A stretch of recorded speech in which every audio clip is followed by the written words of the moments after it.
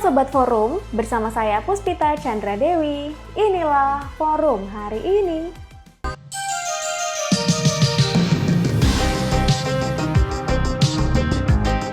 Sebelum kita masuk ke beritanya, jangan lupa like, subscribe, komen, dan nyalakan loncengnya.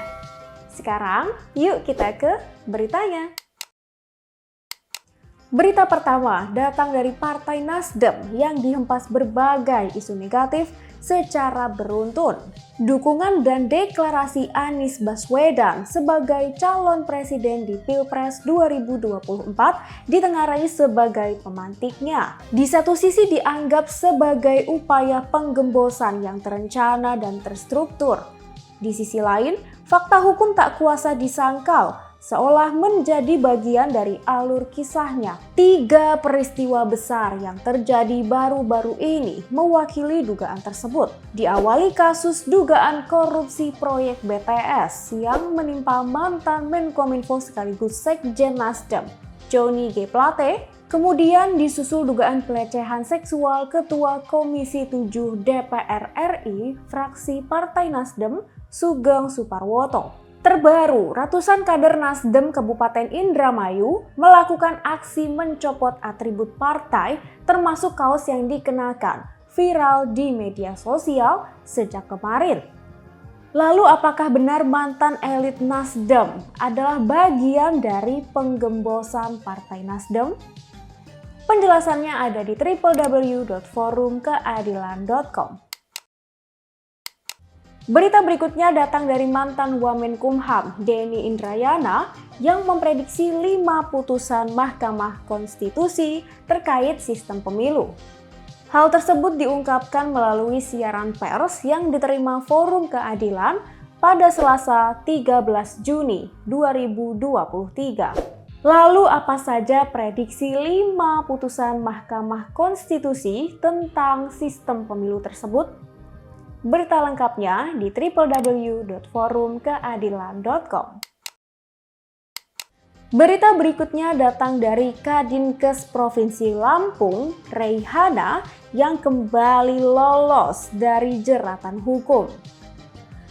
KPK menyatakan tidak menemukan kejanggalan dalam harta kekayaan yang dimiliki Reihana. Deputi Pencegahan dan Monitoring KPK, Pahala Nainggolan menjelaskan sebagian besar kekayaan Reihana berasal dari warisan almarhum suaminya yang berprofesi sebagai dokter spesialis.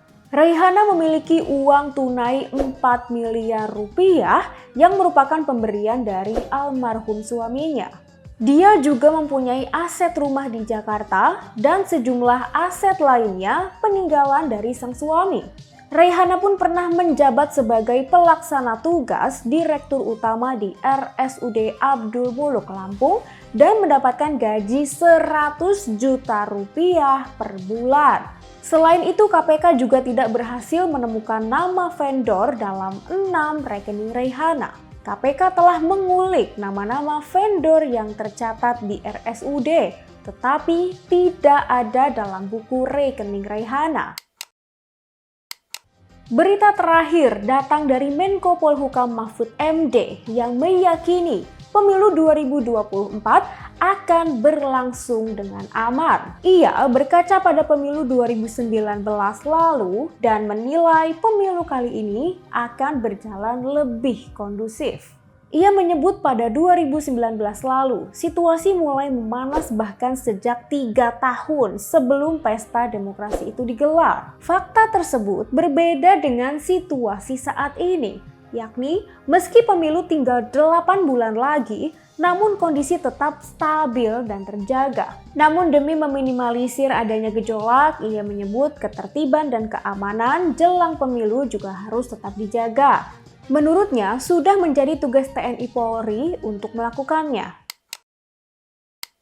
Demikian berita-berita yang dapat kami rangkum untuk forum hari ini, Rabu 14 Juni 2023. Untuk semua Sobat Forum, jangan sampai lupa terus update berita-berita terkini kalian di www.forumkeadilan.com.